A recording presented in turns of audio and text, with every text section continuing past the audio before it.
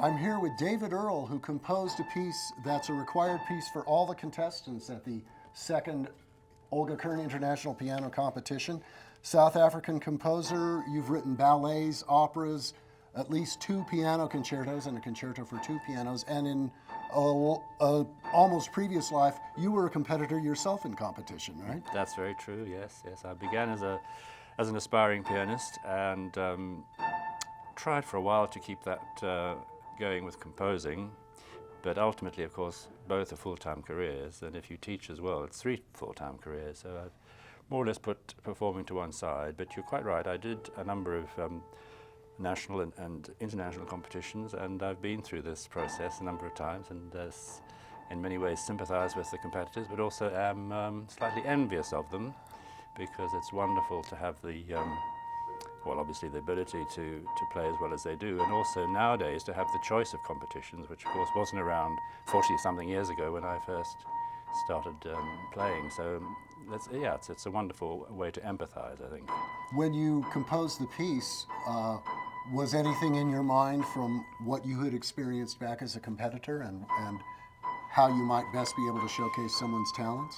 Not specifically, because there were a number of specially written pieces back in the 1970s, but I think there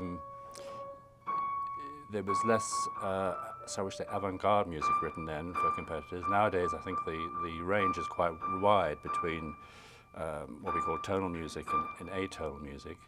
I didn't really take that too much into consideration. I just wanted to write this particular piece in the way I write, and that's it, really. What requirements were you given from the Kern competition? There were a few stipulations. One was the time length, between 6 and 7 minutes. And I think, well, maybe that was the only one. I was given carte blanche as to what I wanted to compose. And this particular piece, which is entitled Meta Bhavana, the subject was something I thought about doing for quite a while. As you probably know, the name translated means the development of loving kindness, and it's a prayer. It's basically an ancient Buddhist meditation centered around compassion, and traditionally it's in 5 stages: loving kindness towards yourself, towards a loved one, towards someone who you know but you're not involved with necessarily, and towards a difficult individual, and finally towards society and the world at large. So obviously you could write a long piece of music with those 5 sections, but what I wanted to do with this one was to just really evoke that feeling of positive emotional compassion and empathy, and that's really what I did. And part of the score for the pianist was writing the individual parts by name, so they had a... No, there's no individual stipulation in the piece. You probably can, as it were, work out 5 sections if you wanted to, but I didn't really, given the brief time length, I didn't particularly want to do that in this case. But what Olga suggested, and I'm very glad she did, was that in the center of the work there's a pause where the performer is invited to improvise for roughly 10 or 12 bars in the style of the title, in the manner of the title.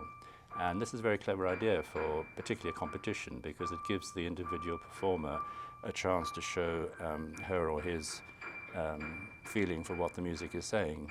And we've already heard quite a few varieties of taking that, literally. And in the years, the classical era and even earlier the Romantic era, you might have improvised your cadenza yes, to exactly. a Mozart concerto or a Beethoven concerto, even if you weren't the composer. Yeah, so precisely. in a way, this kind of harkens back to that. It does indeed. And of course, it was a big thing in those days, as you say, the Romantic era particularly, where, as we well know, they had competitions where famous names got together to compete and see who could make the better job of it. So you say that the requirement was that it's a certain length, but that all depends on tempo. So there must have been some very different interpretations so far that you've heard.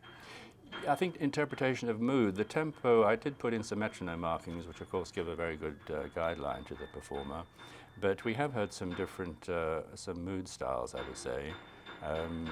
Mostly they've stuck very strictly to the dynamic levels and the overall shape, not always, but mostly.